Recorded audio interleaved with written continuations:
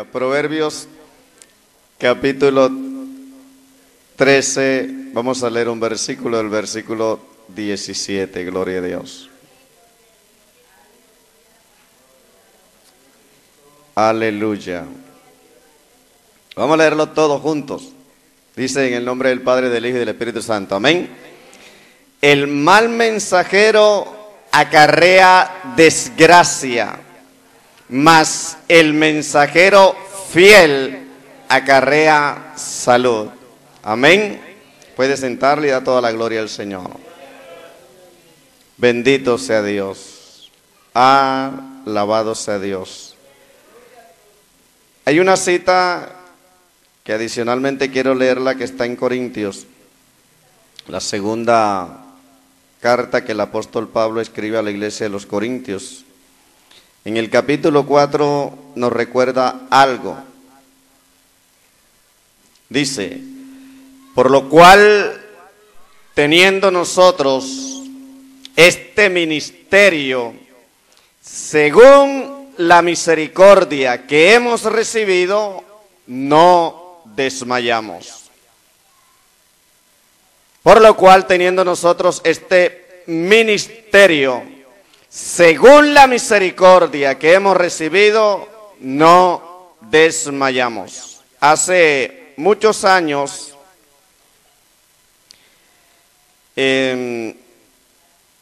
sucedió una experiencia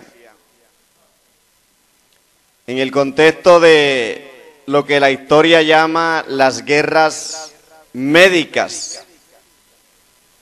Se llamaba las guerras médicas a un enfrentamiento que tuvieron los griegos con los medopersas. En esa ocasión, en un momento de esa guerra, los griegos iban en desventaja, estaban perdiendo la guerra, y llegó un momento en que los griegos se enfrentaron con los persas en un lugar cerca de una ciudad llamada Maratón. Y en ese momento los griegos vencieron, si bien ellos iban perdiendo la guerra, porque habían perdido muchas batallas, pero esa batalla allí la ganaron. El líder del ejército que comandaba ese escuadrón consideró oportuno enviar la buena nueva hacia el comando central, para que aquellos entendieran de que la cosa iba cambiando, de que la cosa iba mejorando. Ellos iban perdiendo la guerra, pero habían ganado en ese momento una batalla. Entonces era una buena nueva. Y el jefe de ese escuadrón quería que el comando central supiera que ellos habían ganado, por lo menos habían ganado una batalla.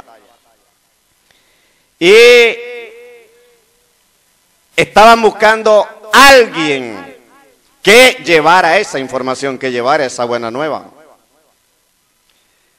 Era difícil encontrar en esas circunstancias a alguien que lo hiciera voluntariamente o voluntariosamente, que se agradara de llevarlo. Si bien ellos querían que la noticia se supiera, había ciertas dificultades para poder llegar al sitio.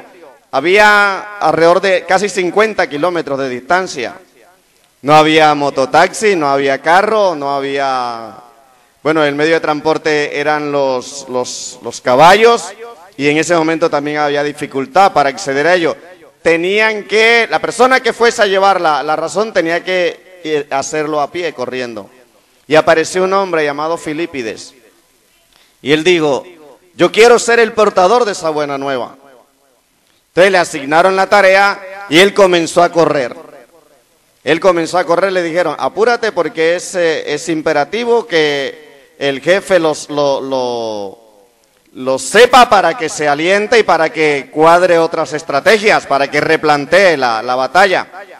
Y entonces Filipides comenzó a correr, corrió 42 kilómetros, 800 metros, dio la buena noticia e inmediatamente murió. ¿Sabe que la historia ha inmortalizado a este hombre? En las carreras olímpicas se habla de una maratón. De allá para acá es que se habla de maratón. Y toda maratón tiene 42 kilómetros, 800 metros. El dar buenas nuevas es satisfactorio. El dar buenas noticias tiene su retribución. Yo entiendo que Filipides y el ejército de los griegos querían una motivación, querían una buena noticia para esforzarse y llenarse de aliento y seguir. Pero aún adicional a eso, Filipides en la historia, si bien él no lo intencionó desde un comienzo, en la historia quedó inmortalizado prácticamente bajo ese hecho. ¿Cuántos dan gloria a Dios? ¿Cuántos dan gloria a Dios? Nosotros un día recibimos una visitación especial. Un día cuando estábamos muertos, dice la Biblia, en nuestros delitos y pecados, recibimos una visita especial de nuestro Salvador. Nosotros allí en donde estábamos pervertidos, destruidos por el pecado, perdidos y ya prácticamente esperando la condenación, dice el testimonio de haber aceptado a Jesucristo, nos revela que fuimos transformados por el poder transformador de esa sangre preciosa, y de ahí en adelante comenzamos una etapa de transformación por la obra del Espíritu Santo y por el poder de la palabra de Dios que continúa actuando en nuestra vida para enseñarnos, para alertarnos, para apercibirnos y para darnos convicción de que en Cristo ciertamente somos nuevas criaturas. ¿Cuántos dan gloria a Dios? ¿Cuántos dan gloria al Señor?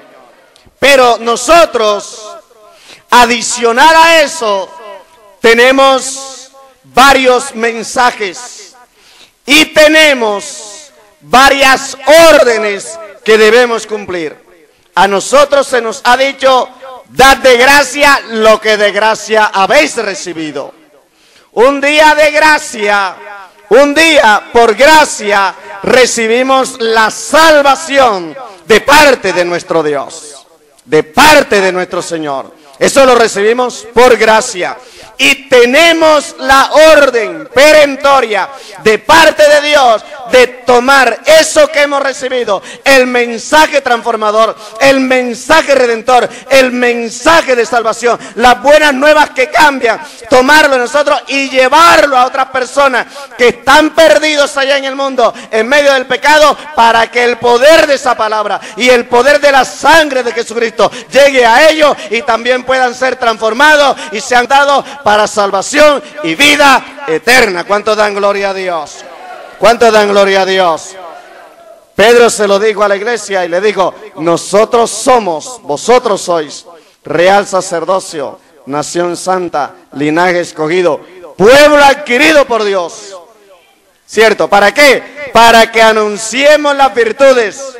¿De quién? De aquel que nos sacó de las tinieblas y nos trajo a su luz admirable. O sea, tenemos la orden perentoria de aquello que hemos recibido del Señor, socializarlo, multiplicarlo en medio de un mundo, cierto, que está convulsionado por el pecado, en medio de un mundo pervertido y destruido por el pecado, pero que hay alguien que puede anunciar el Evangelio para que aquellos que creen sean salvos, se vuelvan de su pecado y vengan a la luz redentora de Jesucristo y sus almas puedan ser guardadas para salvación. ¿Cuántos dan gloria a Dios? ¿Cuántos dan gloria a Dios? ¿Cuántos dan gloria a Dios? Pero déjeme decirle que para eso nosotros debemos estar alerta. Debemos estar siempre pendiente a lo que está aconteciendo a nuestro alrededor y no callar. En el libro de Proverbios, vaya conmigo al libro de los Proverbios, alabado sea Dios.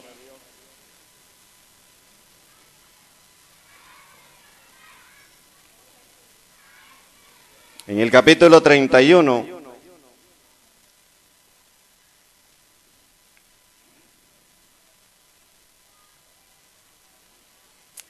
versículo 8 y 9.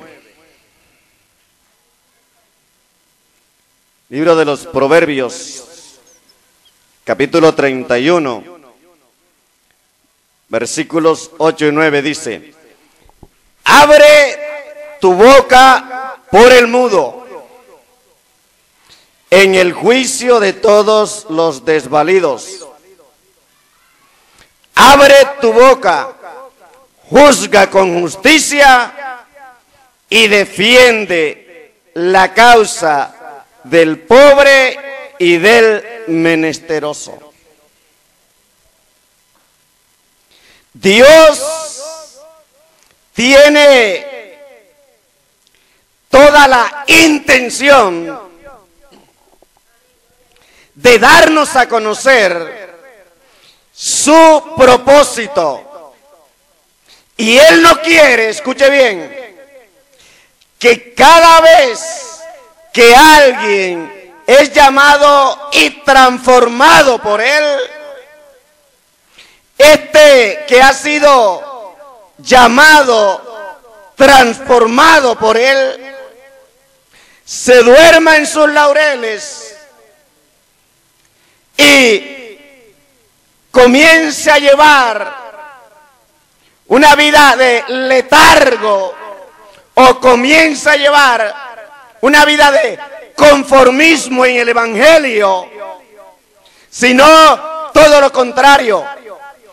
Dios quiere que aquella persona que ha entendido el mensaje de salvación, que ha entendido que el Evangelio de Jesucristo cambia y transforma, que toda persona que ha entendido esto salga a llevarlo a otros, salga a multiplicarlo y salga a anunciarlo a otros, para que aquellos también puedan participar de esa obra de transformación y de salvación. Y para ello Dios nos exhorta a que nosotros seamos anunciadores.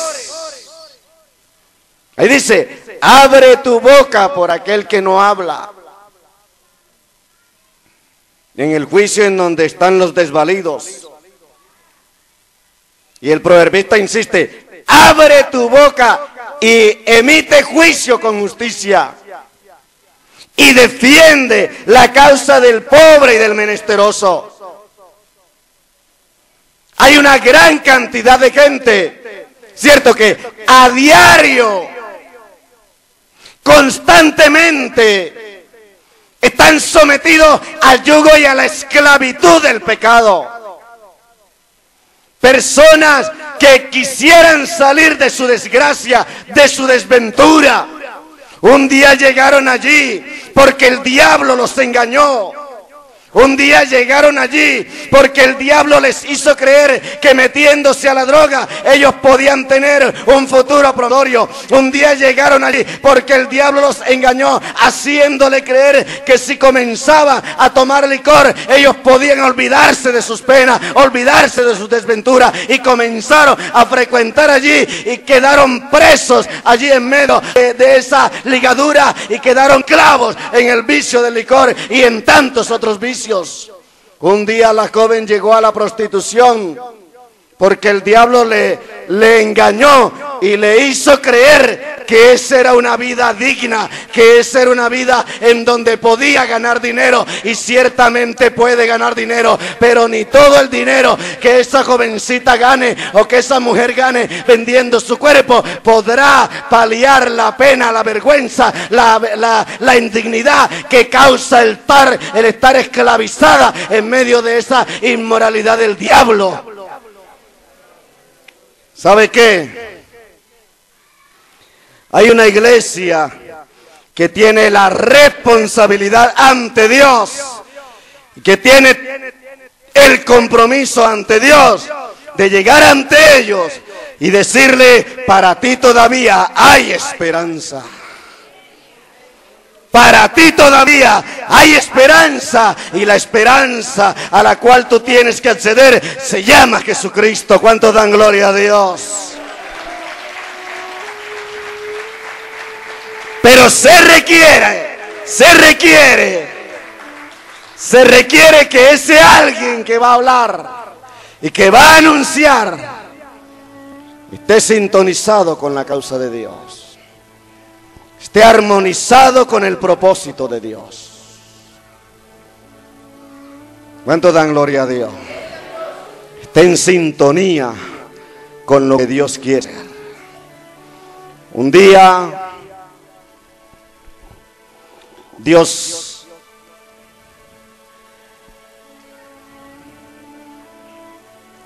intencionó en su corazón visitar a un militar.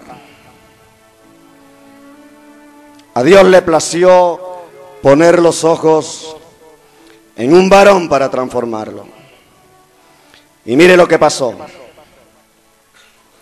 Se habla de un varón llamado Naamán. Naamán el sirio. Dice la Biblia que este hombre era general del ejército del rey de Siria. Dice la Biblia que este hombre era valeroso en extremo. Dice la Biblia que el rey de Siria le tenía en gran estima, porque Dios había dado salvación a Siria a través de este varón. Pero había un problema en Naamán, y ustedes saben, este varón era leproso. Naamán era leproso. El hecho de que fuese leproso implicaba de que Naamán, por lo menos desde el punto de vista de la espontaneidad y de la libertad moral, él iba a tener ciertas limitaciones y ciertas restricciones como para movilizarse de acuerdo con lo que él quería hacer. Implicaban ciertas restricciones el hecho de que él fuese leproso, estuviese en esa condición. Dice la Biblia que estando en su palacio, él recibió una buena noticia de alguien que había sido llevado allí. A donde vivía Naamán había llegado una mujer, una niña, una joven, dice la Biblia, que era del pueblo de Israel. Había llegado una evangélica allí y vivía con ellos, estaba como criada de ellos. Y un día esa joven, no dan el nombre de esa joven, le dijo a la esposa de Naamán, le dijo: si rogare mi Señor, mire, si rogare mi Señor al profeta que está en Samaria, de cierto él lo sanaría de su lepra.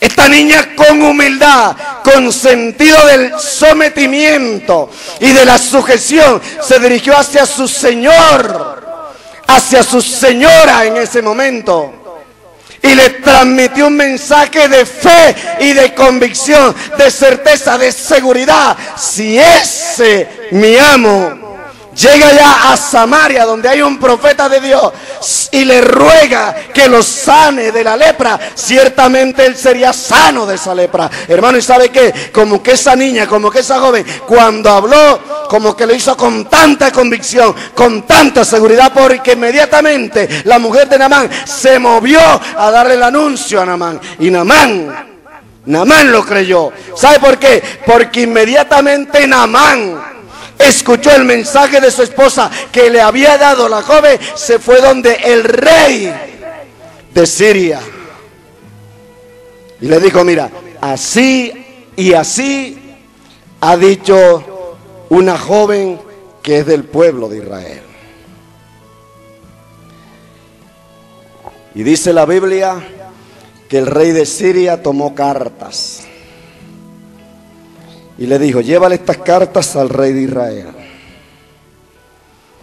y dile que cuando las lea, las vea, dile que ahí yo te mando para que te sane de tu lepra. ¿Cuántos dan gloria a Dios? ¿Cuántos dan gloria a Dios? Aparte de esto, llévate muchos presentes. Naamán cogió su escuadrón de criados, cogió muchos presentes, vestidos, talentos de plata, y se los llevó con la carta. El relato dice que cuando llegó Naamán a la casa del rey de Israel, al palacio del rey de Israel, el rey de Israel lo que miró fue una conspiración en contra de él. Él le dijo, él inmediatamente dijo, cuando vio que el rey de Siria había mandado un recado, había mandado un mensaje, había mandado una encomienda, él dijo: ¿soy yo acaso Dios que dé vida o que mate o que sane? Eso no es conmigo. Lo que está pasando aquí es que el rey de Siria quiere programar contra nosotros una invasión para hacernos sus esclavos. O sea, esto es una conspiración. Note dos cosas. Bueno, tres cosas. Lo primero, Dios quería hacer algo. ¿Cuántos creen que Dios quiere hacer algo? Dios quería hacer algo. Dios programó, oiga bien, Dios programó un milagro y estaba por ejecutarlo. La primera pieza que Dios comenzó a mover al interior de ese milagro fue una sierva de él que estaba como esclava allí en casa de Naamán el sirio. Entonces la primera pieza que Dios movió fue esta jovencita que dio testimonio, anunció, no se quedó con lo que había escuchado, no se quedó con lo que había visto, no se quedó con lo que había probado, anunció que había alguien que podía sanar a Naamán. Y Dios comenzó a actuar, pero déjeme decirle lo siguiente: cuando Dios comenzó a actuar, hubo gente, hubo piezas que no encajaban. Lo segundo que quería decirte, cuando el mensaje llegó a oídos del rey de Siria, el rey de Siria no lo entendió y no lo interpretó como debía ser interpretado. ¿Por qué? Porque el rey de Siria dice: bueno, ve donde el rey de Israel y dile que ahí te mando yo para que él te sane de su lepra. Eso no era cuestión del rey de Israel. Entonces el rey de Siria entendió mal el mensaje. Cuando llega allá el mensaje al rey de Israel, el rey de Israel tampoco lo entiende. ¿Por qué? Porque el rey de Israel lo que vio fue una clon contra él. Tampoco entendió el mensaje. Déjeme decirle, el rey de Israel andaba en estas, de que iba a rechazar a Naamán, de que lo iba a devolver, porque él consideró de que era una conspiración. Inmediatamente hubo alguien de parte de Dios que entendió, oiga, estaba alerta. Entendió que detrás de todo eso estaba la mano de Dios, porque Dios quería hacer algo. ¿Cuántos dan gloria a Dios? ¿Cuántos dan gloria a Dios? ¿Cuántos dan gloria a Dios? Y déjeme decirle que cuando Dios quiere hacer algo, Dios lo hace porque lo hace. Dice la Biblia que cuando el rey de Israel estaba divagando en todo eso, Eliseo estaba por allí cerca. Y Eliseo, que estaba en sintonía con el propósito de Dios, dijo: ah, no, esta cuestión no es como está pensando el rey de Siria o como estaba pensando el rey de Israel. Esto no es por allí. Dios quiere hacer algo. Eliseo dijo, Dios quiere hacer algo, e inmediatamente le mandó a decir al rey de Israel, mira, no es como tú estás pensando, mándame a ese hombre para acá y él sabrá que hay profeta en Israel. ¿Cuántos dan gloria a Dios? ¿Cuántos dan gloria a Dios? Él sabrá que hay profeta en Israel. ¿Sabe por qué? Porque cuando tú estás en sintonía y estás armonizado con el propósito de Dios, inmediatamente entiende que Dios quiere hacer algo en la vida de una persona o en la vida de alguien, y comienzas a actuar en sintonía con el propósito de Dios. Y Naamán llegó en donde estaba Eliseo. Eliseo no le enfrentó cara a cara, sino que le mandó un mensajero. Y ese mensajero le transmitió un mensaje de salud. El mensajero fiel acarrea salud, mas el mal mensajero acarrea desgracia. Ahí están los dos cuadros, lo que Proverbios 13:17 cierto dice. Ahí están los dos cuadros. El rey de Israel, que no estaba sintonizado con el propósito de Dios, iba a devolver a Naamán. Después, cuando la cosa cambia, Naamán viene acá, se pone frente a la residencia en donde está Eliseo. Eliseo le manda un mensajero y le dice el mensajero, el profeta te manda a decir que vayas a las aguas del río Jordán y te zambullas 7 veces y tu lepra va a desaparecer. ¿Cuántos dan gloria a Dios? ¿Cuántos dan gloria a Dios? ¿Cuántos dan gloria al Señor? Alabado sea Dios. Y dice la Biblia que a Naamán esto no le gustó. Él pensaba que lo iba a hacer de otra manera, el profeta, y quiso devolverse. Incluso dijo que las aguas de los ríos Habana y Farfar, que estaban allá en Siria, eran más blancas, más puras, más cristalinas que las aguas del río Jordán. Y quiso devolverse, y cuando quería devolverse estaban ahí unos mensajeros fieles, sus criados, que inmediatamente lo exhortaron y lo hicieron reflexionar. Cuando Naamán los escuchó, se fue y se lavó. Dice que a la 7ª vez quedó su carne limpia como la de un niño, sano totalmente de lepra. Cuando vino acá, donde Naamán, se postró y le dijo, ¿qué puedo hacer yo? Y comenzó un diálogo por allí con Naamán con Eliseo, y dice la Biblia en el relato que este hombre terminó convertido y rendido a los pies del Señor. Pero mire, había un mensajero que estaba pendiente. Había alguien por allí que cuando las cosas querían tomar un rumbo raro, estuvo alerta, estuvo apercibido, estuvo en armonía con lo que Dios quiso hacer y cambió el orden de las cosas. Si eso no hubiese pasado, ¿sabe qué hubiese sucedido? Que el rey de Israel hubiese devuelto a Naamán. Vamos a especular un poco, vamos a imaginarnos cosas. Hubiese devuelto a Naamán. Me imagino que el rey de Siria lo hubiese tomado como una afrenta, la conspiración de pronto se hubiese hecho efectiva y quién sabe qué no hubiese pasado. Estamos tratando de imaginarnos cosas, porque lo que sucedió fue realmente todo lo contrario, y Dios sacó adelante su propósito porque había alguien que estaba conectado con él. Había alguien que estaba conectado con lo que él quería hacer.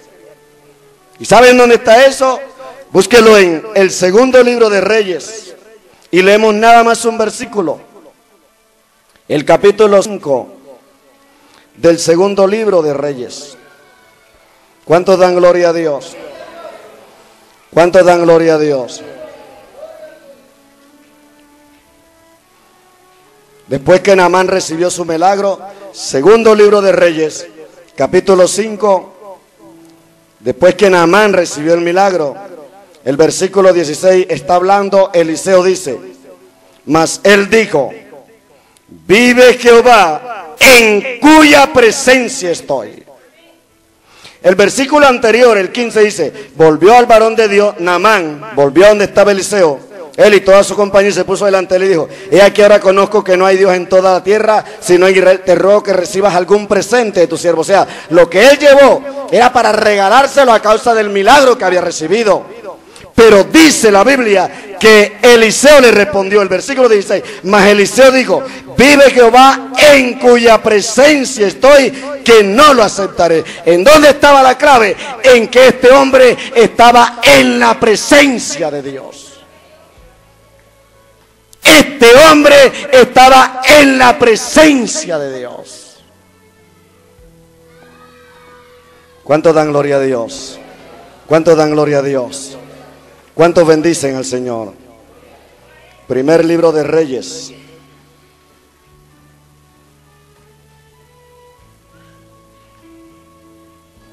Capítulo 17.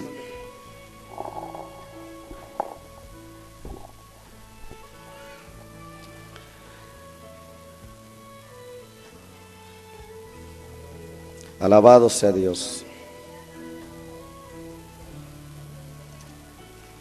Primer libro de Reyes, capítulo 17.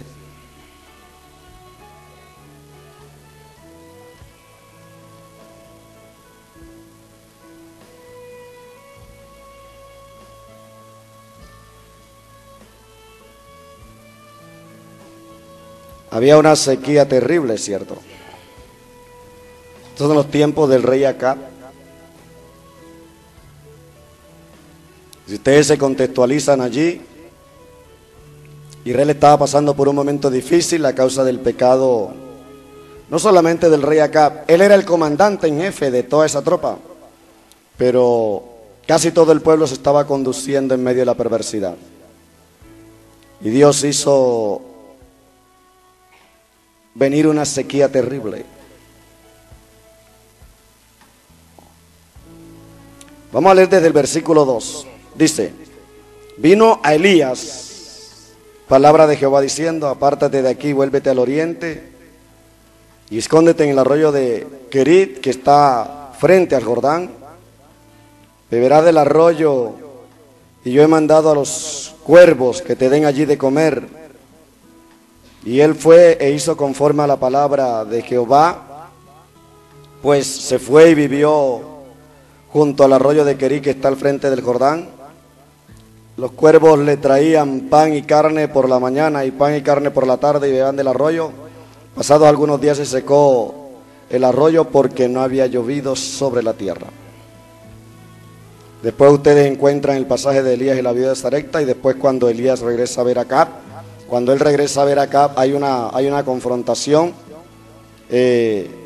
Acab trata de culpar a Elías de la situación que está viviendo Israel, pero está claro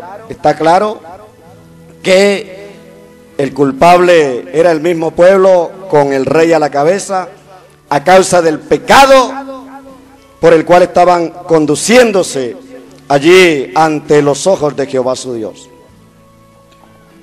Pero mire, Elías conocía todo esto. Y Elías vino en un momento en que este pueblo necesitaba un cambio. ¿Y sabe qué? Dios, que sabía que este pueblo necesitaba un cambio, permitió que alguien de él llegase allí a cambiar el estado de las cosas, a cambiar la situación de ese pueblo que era pueblo de Dios, pero que se estaba pervirtiendo y carcomiendo y perdiendo en medio del pecado. ¿Y a quién Dios llamó?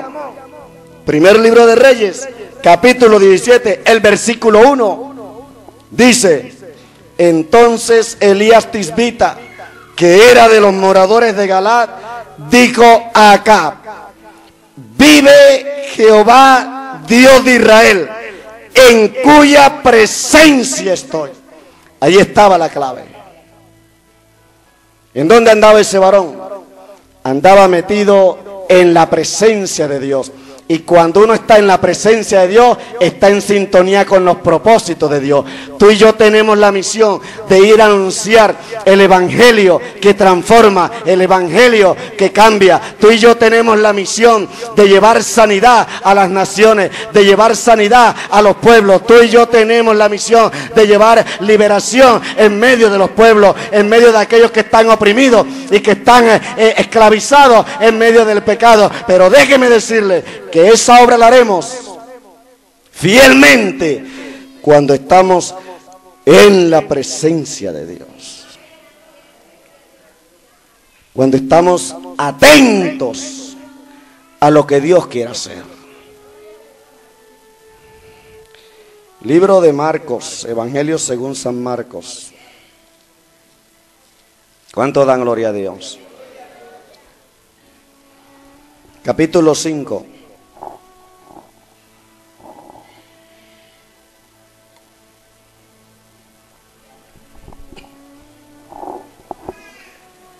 Versículo 21.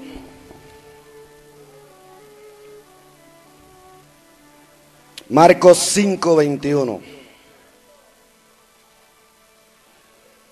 Pasando otra vez Jesús en una barca a la otra orilla, se reunió alrededor de él una gran multitud, y él estaba junto al mar. Y vino a él uno de los principales de la sinagoga llamado Jairo, y luego que le vio, Jairo se postró a sus pies. Y Jairo le rogaba mucho diciendo: mi hija está agonizando, ven y pon las manos sobre ella para que sea salva y vivirá. Fue pues Jesús con él y le seguía una gran multitud y le apretaban. ¿Usted conoce esa historia? Ahí lo dice claramente. Un principal de la sinagoga que renunció en ese momento a las ataduras del judaísmo y se convierte al evangelio de Jesucristo, le dice: allá está mi hija gravemente enferma, está agonizando. Yo creo que si tú llegas allá y le pones la mano, ella va a ser salva. Jesús, que le dijo: bueno, está bien, vamos. El relato sigue diciendo que cuando ellos iban, dice que les seguía una gran multitud. Y como era una gran multitud, dice que le apretaban. Si le apretaban, quiere decir de que no tenía facilidad para movilizarse y llegar rápido a donde estaba esa niña agonizando. Esta era una cuestión urgente en términos humanos. Jesús tenía todo claro, pero en términos humanos, midiendo lo que tiene que ver con los principios que regulan la fe de Jairo, en términos humanos había problemas, porque no podían llegar rápido como Jairo quería que llegara. La niña estaba muriéndose. Y Jesús dijo: vamos. Iban para allá. Le apretaba mucha gente. Dice que entre los que le apretaban había una mujer que hacía 12 años padecía de flujo de sangre. Y dice que había gastado mucho dinero yendo a los médicos y prácticamente no tenía nada, lo había gastado todo y no había alcanzado la sanidad. Incluso dice allí, antes le iba peor, estaba peor cuando regresaba de los médicos. Y esta mujer, por un momento, estando allí frente al Señor o estando cerca al Señor, dijo: si tan solo tocare el borde de su manto, yo sé que seré sana de este azote. Dice la Biblia que se acercó donde Jesús y tocó el borde de su manto, e inmediatamente el flujo se detuvo. O sea, inmediatamente tocó el borde del manto de Jesús. Ella cesó de fluir. La hemorragia que tenía inmediatamente desapareció. En ese momento Jesús se detuvo. De por sí iba caminando muy lento porque la gente le apretaba, pero ahora se detuvo. ¿Te imaginas qué pasaba con Jairo? Ahora se detuvo y comenzó a atender a la mujer. Alguien me ha tocado. Los discípulos le dijeron: ¿qué te pasa, maestro? ¿Ves que la gente te aprieta, la multitud te aprieta y tú dices: alguien me ha tocado? Jesús dijo, es que yo siento que de mí ha salido poder. ¿Cuántos dan gloria a Dios? ¿Cuántos dan gloria a Dios? Ha salido poder de mí y yo lo he sentido. La mujer, temblando y temerosa, se acerca donde Jesús y le dijo, yo fui quien te tocó, y comenzó a decirle toda la verdad. Imagínense una mujer hablando delante de Jesús y diciéndole toda la verdad. ¿Cuánto se gastaría? ¿Cuánto tiempo se gastaría? Y Jairo pendiente. Jairo diciendo, esta mujer, ¿por qué se tuvo que meter por la mitad? ¿Por qué no termina rápido? Este hombre estaba triste, apesadumbrado. Este hombre estaba preocupado. Imagínense un padre perdiendo a su hija. Pero mire cómo sigue la historia. Dice la Biblia que cuando él está allí, vaya al versículo 35. El 33 dice, entonces la mujer, estamos en el pasaje de Marcos 5, saltamos al versículo 33. Entonces la mujer, temiendo y temblando, sabiendo lo que en ella había sido hecho, vino y se postró delante de él, le dijo toda la verdad. Él le dijo, hija, tu fe te ha hecho salva, ve en paz, queda sana de tu azote. Inmediatamente fue sana. El 35, mire, mientras él aún hablaba, vinieron de la casa del principal de la sinagoga, diciendo, tu hija ha muerto, ¿para qué molestas más al maestro? Mire hacia dónde es conducido Jairo ahora. Mire el escenario moral. Mire la realidad tan dura contra la cual se estrella Jairo ahora. Hablando en términos humanos. Estaba allí porque quería una sanidad para su hija que estaba muriéndose a varios metros de allí, a varios kilómetros de allí, no sé, pero a cierta distancia de allí se estaba muriendo. Él fue donde Jesús. Él pisoteó su religión, su judaísmo, la desechó, se postró ante Jesús. Era imposible que un judío hiciera esto, y menos si era principal de la sinagoga. Él lo hizo. Y recibió una respuesta positiva de Jesús. Vamos, yo voy. Ahora se encuentra con la dificultad de que Jesús se detiene en medio del camino a atender a otra persona. Y cuando está allí, llega alguien y le da la terrible noticia. No sigas más molestando al maestro. Se lo dijeron hasta en forma de grosería, de insulto, quién sabe, de reclamo. Tu hija está muerta. ¿Cuántos dan gloria a Dios? ¿Cuántos dan gloria a Dios? Ya se imagina cómo quedaría Jairo. Pero déjeme decirle algo, hermano, y aquí regresamos al mensaje. Cuando una persona está conectada con Dios, nada ni nadie lo mueve. Cuando alguien está plenamente convencido de que Dios va a hacer algo, de allí nadie lo mueve. Los que confían en Jehová son como el monte de Sión, que no se mueve, sino que permanece para siempre. Como Jerusalén tiene montes alrededor de ella, así Jehová está alrededor de su pueblo desde ahora y para siempre. Jehová es mi luz y mi salvación, ¿de quién temeré? Jehová es la fortaleza de mi vida, ¿de quién he de atemorizarme? Allí había alguien llevando una mala noticia. Allí había un mensajero de muerte. Alguien que llegó de allá de la casa de Jairo y le trajo una noticia mala. Y le dijo, no molestes más al maestro porque tu hija ha muerto. Pero había alguien alerta allí. Había alguien pendiente a lo que estaba pasando. Y mire lo que sucedió. Eso fue.